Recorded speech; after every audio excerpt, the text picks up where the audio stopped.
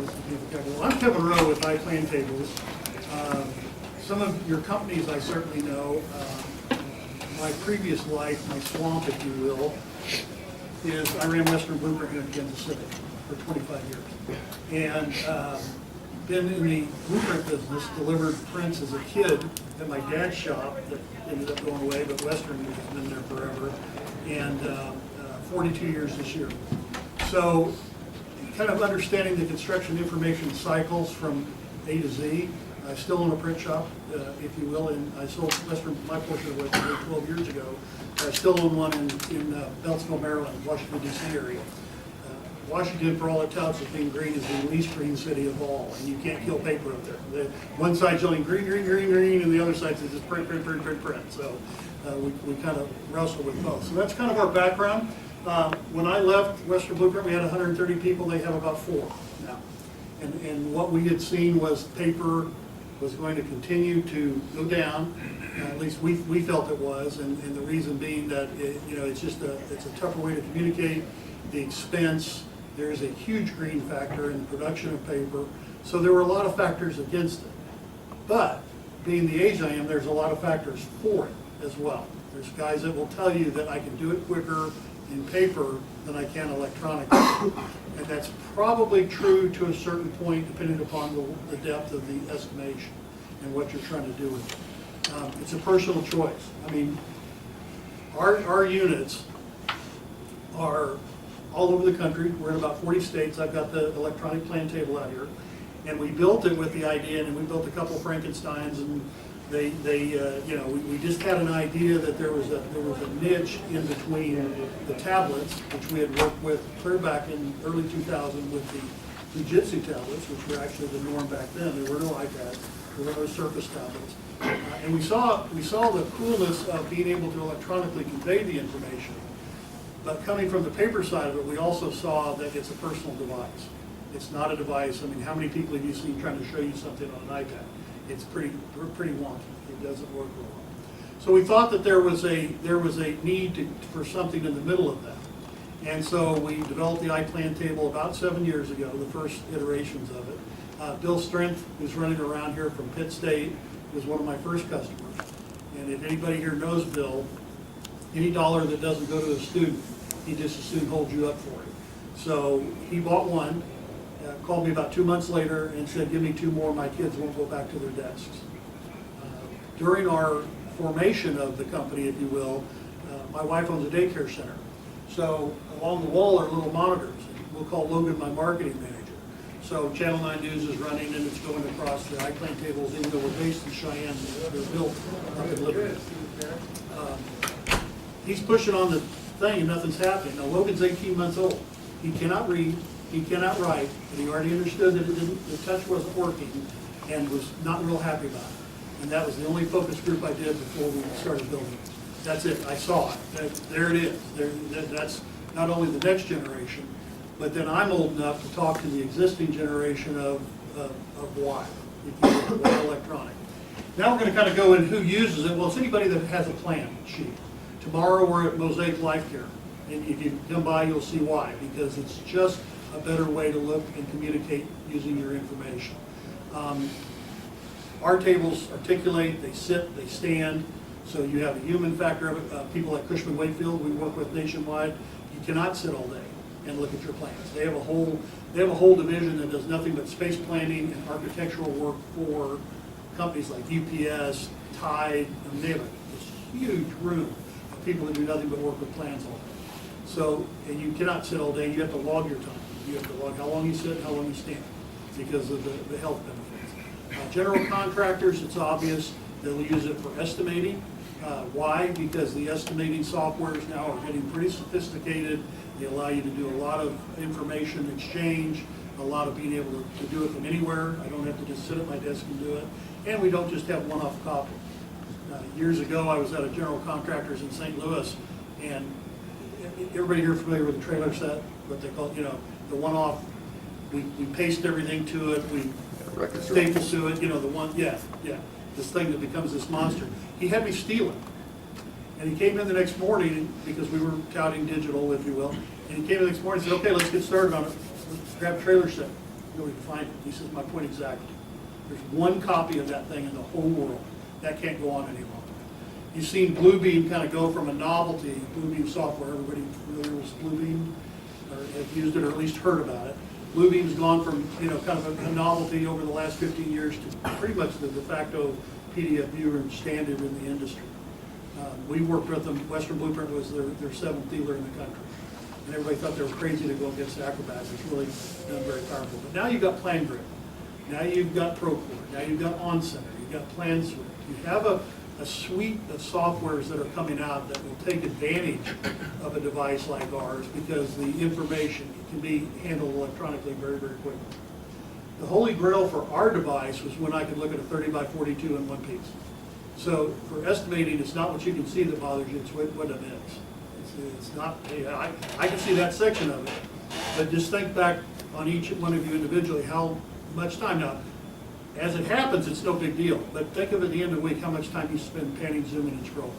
It's a big number. For a professional that's at their desk estimating or even project management, it's a big number. And then you multiply it by the number of employees, so there had to be something in there in the middle that was a hybrid. But paper versus plastic, okay? So the paper creation, first you have to wait for it, which is already putting you behind the gun. If it's a big job particularly.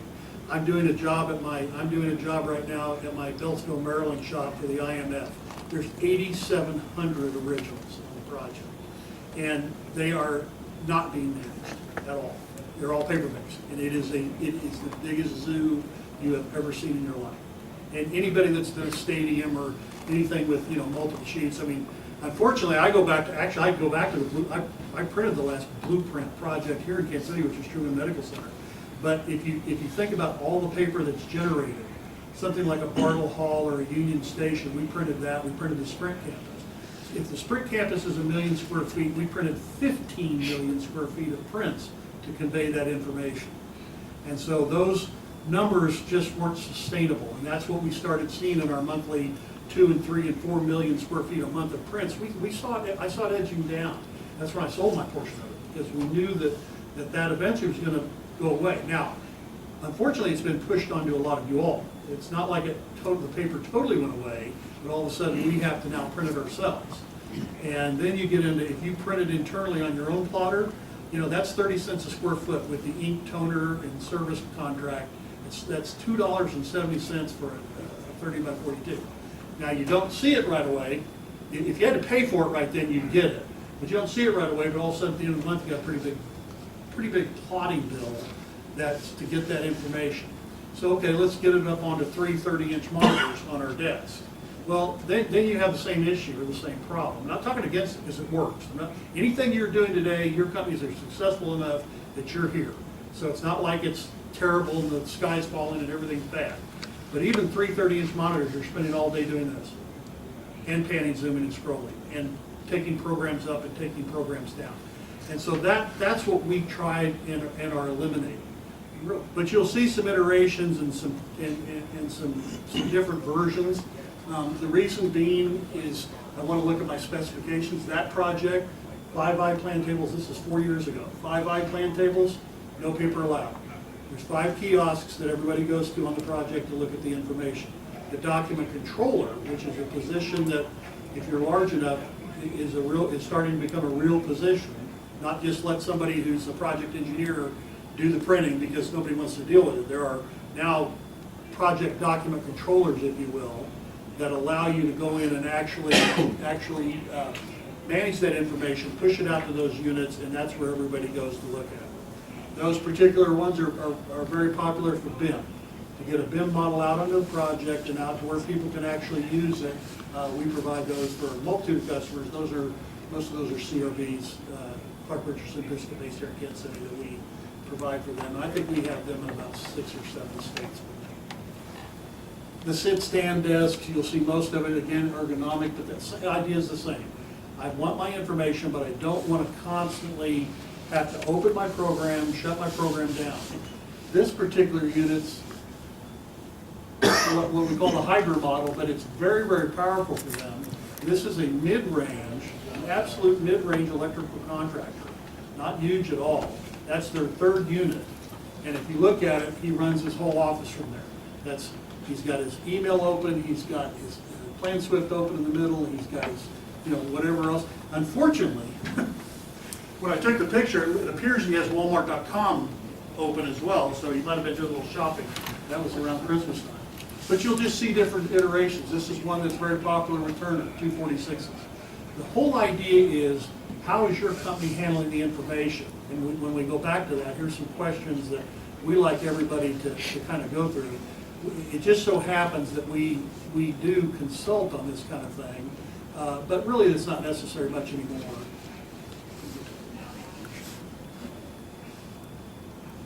And this is what you want to ask. How do you handle it now and actually go through an org chart? Just like you would an org chart. When a bid happens, first off, you can even go up to the level of how are we on everybody's bid list? Are we there? Are we comfortable with it? And if so, and some of you obviously are, they solicit you because of the size and breadth of your companies. Then if we are on it, what's the goal? Well, obviously we want to win the bid. But how do we do it? And right now, one of the most common questions I get across the country is, what's the Kahuna software? What do you recommend? I had it this morning. What do you recommend? Well, unfortunately, in the position that we're at, we're kind of an arms dealer. We work with all of them. We have to work with all the above. But it's really what do you use now? Excel is still the #1 software in construction, still to this day. And most people still have highlighters, Sharpies, protractors, and wheels somewhere in their desk. You can find them somewhere. But as the on-centers and the PlanSwifts and the Sages and those people continue to come up, then you have the ability to be able to come in here and really work with it, but you have a platform to do it on. Now, whether it's our device or somebody else's device, most everybody here is either thought of or has already put a large monitor or a television on the wall. And that, again, it goes back to whatever works. There's no right or wrong, unfortunately. There's no clear path. What works best? What works best for your firm? So don't feel like you're behind, or don't feel like, nobody feels like they're too far ahead. There's just some caveats you have to be careful of. One of our famous ones, they have several of our units now, is Bellows down in Texas. They built their own. And the boss walks in, and 3 guys that make over 100 grand a year are standing around trying to figure out how the cable fell out. And he says, no, we're not doing this anymore. He goes back to the Andy Griffith episode where Aunt Bee's trying to fix the freezer. He just says, call the man. Just call the man. So they now have units with us to do it, because it's not what you do. And it's my job to make sure that the technology you get, because there's a lot of pirates. When somebody says touch, it doesn't mean it's good touch. In fact, the unit we have out there, the base unit's an LG monitor, but the LG touch itself is awful. It's not something you can really work with day in and day out. And your projects have a tendency to be a little rough on items. It's not like this can be some delicate little thing, because we just had one fall out of a trailer the other day when they were moving it. It looks like it all still works, but it looks like it. So you want to go through that procession of what do we do now and what are we using now? And then compare that, and I know nobody has the time, and I get that, and there's nothing worse than saying, oh, just take the time, but you really, at this stage of the game, because it's in this transition period. I was at a company the other day, one of the largest engineering companies in the world, and the boss had already issued out an email that said, this plan table idea is the dumbest thing I've ever seen, because they showed me the email. And so we proceeded to do a technology procession, if you will, and at the end of it, I said, okay, let's see how you do it now, and if ours is any better, we walk away, it's okay, no big deal. Well, it ended up, it was one factor, he didn't want to look embarrassed. He did not want to look, he was older, he was the man, he was the guy that was going to make the decision. And at the end of the second day, he actually did about an hour of our presentation. He just didn't want to look stupid. So we have a very rigorous training schedule that we recommend for when you install an iPlan table, and that's a 6-pack of Saturday and a sandwich. That's training. Just get on it. Just use it. Because like any software that you're using now, if you invest 10 minutes and then want to run it, which unfortunately most people do, the quick, I just want to get on it and go, you got to spend the time to learn it and research it and spend that upfront time. Bluebeam's a prime example. If you ever want to sleep, go listen to the Bluebeam videos late at night, because that person will drone on and on. Very informative. whoever they hired, I don't understand. So listen to them early, because they will make you drowsy, but they are so informative on things that I didn't know it did this. It's like Word. You know, everybody sitting here probably uses Word. You use about 10% of what it really does. And so Bluebeam and some of the others, PlanGrid, Procore, all the up and comings, if you will. There's one called Drawboard that's up and coming. PDF viewer markup tool. Those just require an investment in that time. And I know that's terrible to say, but it's just, there's no way around it. And it will come back to help you so much down the road to be able to spend that time. And I work with them, and that's their number one complaint is people get it, and then they call us when they want to resolve it. In reality, they could have already had seen that. I don't know what Bluebeam's got, 50, 100 videos, something like that. Not counting Bluebeam, I'm not on their camp. I work with them, but it just happens to be that de facto standard in the industry. So when you're doing this little exercise, if you will, just analyze, okay, well, we get it in and we either print it or we have the PDFs. The problem our industry has is nobody has any discipline anymore. When you used to, I'm going to show my age now, when you used to send it to the blueprinter, there was one set of vellums, one set of sepias, and one set of prints. So everybody, I knew as a blueprinter, I knew what everybody in this room had, what copy, what version, and when I sent it to you. Once it became the Wild West is when it started going into PDF. And I got mine from the Building Exchange, and I got this one over here from this guy, and the GC sent me this one. And we did an exercise probably a year ago. We took 15 people on the project and said, bring the most current set, PDF set, and none of them matched. So we make a blanket statement. We haven't proven, and nobody's proven us wrong yet. Every day on every project in every city in the United States, somebody's looking at the wrong information. And that's what gets everybody into trouble. Not so much on estimating, but you got to make sure whoever your source is has addenda control, or bulletin control, or whatever, ASI control. Because nobody wants to do that part because there's no money there. Everybody runs from that part. It's, oh, I got the big printing and I just printed 100 sets. Well, you got to get the rest of it out too. And that's one of the biggest complaints we hear from your groups is nobody's doing any document control. So that's another aspect that you have to really kind of train somebody within your own firms to provide that document control. We call them air traffic controllers at Western Blue. We had one person that did nothing but made sure that whatever came in was at the right place at the right time. That's all they did as a job. And we're seeing more and more projects having to dedicate that same kind of time. Now, if you're smaller, might as well be asking you to put a crane up. It's very difficult to do. It's a great theory, but it's difficult to do in practice if you're a smaller company. Anybody here work for anybody that has a document controller? That's all they do? And certainly capital's huge. And just think of if that person, that's all they did. Now, we have some customers, some very large construction companies. That's all these people do. They sit in the middle of the country, in a middle time zone, and they coordinate documents all over the country for their firm because they do it for a living. They're a librarian, if you will. It's a fancy librarian. But think of how important that information is on that sheet. We were on a project for Rudin. Rudin is a large developer in New York City that makes Trump look like Keller Williams. And there was an issue. There was a $500,000 change order, and it had to do with somebody using the wrong information. They said, we're done. They put 3 of our units in, and this is how we're going to do it from now on. In Turner, you're going to control those documents so this doesn't happen. They paid the $500,000. But just think how often it happens. It's just the wrong information. It's just like one wrong page cost somebody $500,000. So it's important, and I don't want to stand on my soapbox, but it's important that document control be looked at as a professional position. It just is. Here's some of our clients. It's not all of them, but it's some of them. And it's kind of hard to see with the projector, but you'll see big, little. You'll see contractors. We just put in 9 units in Sacramento at the plan review department. So really, our devices fit anywhere or anybody that uses a plan sheet. And I used to call them blueprints, but that was really dating me. So now I call them a plan sheet. You've got people like Siemens and Merck. Merck now requires anybody that builds for them is going to put an iPlan table on their project. Because independently, stupidly, probably is a better word, independently we installed one for Mathers Construction on a project in Virginia, and about 2 weeks later here comes the unit for CRB on the same project. And so there's 2 of them sitting there, and Merck goes, what the hell's an iPlan table?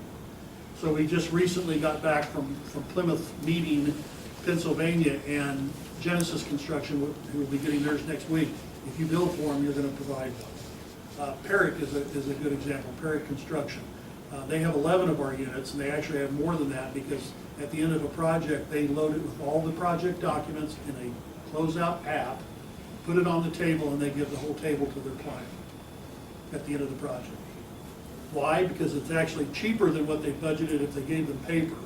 Much less work than trying to assemble all that paper and print it and staple it and roll it up, knowing full well that the owner was never going to look at them and was going to keep calling them. We can send them all that stuff. It's beautiful. It looks great. It's a big pile of stuff. Instead, we're going to use the iPlan table for 2 years. St. Louis College of Pharmacology comes to mind. We're going to load it up with the project documents, give it to them, and they can do whatever they want with it. They can put other projects on it. It becomes the building's archive. Because everybody typically puts the blueprints or the plan sheets down in the basement, the first place that floods, the first place that everything falls into. It's the last place you're supposed to store anything. That's the nature of my industry, kind of the Robbie Danger thing. So that's kind of how everybody uses that. And you know, when I go back to this particular unit, let me go back to here. This particular unit's kind of interesting. This is dual sit stand desks, 55-inch and 324s. Gentleman's 67 years old. And I thought he was dead when I went into the office because he was laying on that couch right there with the light out. And I swear to God, I thought he was dead because I mean, I'm walking into this place and, you know, hello, well, their company golf tournament was the day before and he wasn't feeling too good. So he just said, just go ahead and work around me and get this put up. He's 67 or so, he's older than that now. And he uses it every day. And he knew it was time that we had to go digital. And so that's kind of it's no longer an age thing. It kind of was at one time. But most people get it. You know, they know they're going to go that way. They know they're going to move, whether it's our device or somebody else's. And again, most of you probably already have wide format devices already. You're just kind of working at it. And feel free to come by our booth too later if you like. We're the world's worst sales company. We won't follow up. We don't bug you. We don't. People get into this world, try to sell you all stuff, and they find out pretty quick you don't buy quick. And the Mr. Slicks and the, hey, how many are you going to buy today? That's Bill Strings right there. That's his right there. Those are Pitt States, but Fort Hays State has 2. Dodge City Community College has 8 students. They have 1 because those instructors know that that's what they're going to face in the field. Let's get them used to it now. That's Whitworth Institute of Technology in Boston up there. This is Oklahoma State. The bottom right there with the yellow is that's LSU. They have 6 of them. They built their whole BIM laboratory around that kind of technology. And of course, this is very obvious. I've got some pictures where Nevada fire marshals getting ready to hook up every one of their fire districts with an iPlan table, and you ought to see the room where they store their documents. I mean, it is wild. It looks like they just throw it in there as quick as they can and shut the door so it doesn't fall out, and hope to God nobody has to find anything. Because I asked him, when you do have to find something, he says, we typically go back to the architect because we can't find it. Or we spend 3 days trying to find it. Save-A-Lot down in St. Louis did the same thing. They send the last person hired a yellow pad, send them out to their warehouse and say, find this. And they come back and find it, and some days they don't. Any questions along the way? Anybody have any questions? Pretty straightforward. I have 5 kids. As my youngest daughter says, she's 15, as my youngest daughter says, Dad, they kind of sell themselves. And they really kind of do. Again, whether it's our device or someone else's, we're not the only one that does this. But the concept of it and the idea of it, and you can see where you can have one unit that is your training monitor. You have one unit's the war room. St. Tammany's Parish down in New Orleans has a couple of our units. They'll roll it onto their trailer if there's an issue or a flood. They'll roll it onto their trailer, strap it down, and they use it all the time for emergency management. Cal Fire's getting ready to do the same thing. They said if we'd have had these when the fires were out here, my God, look how much we can see. And if you have a chance to come by, you can realistically see it when it's on a wide format.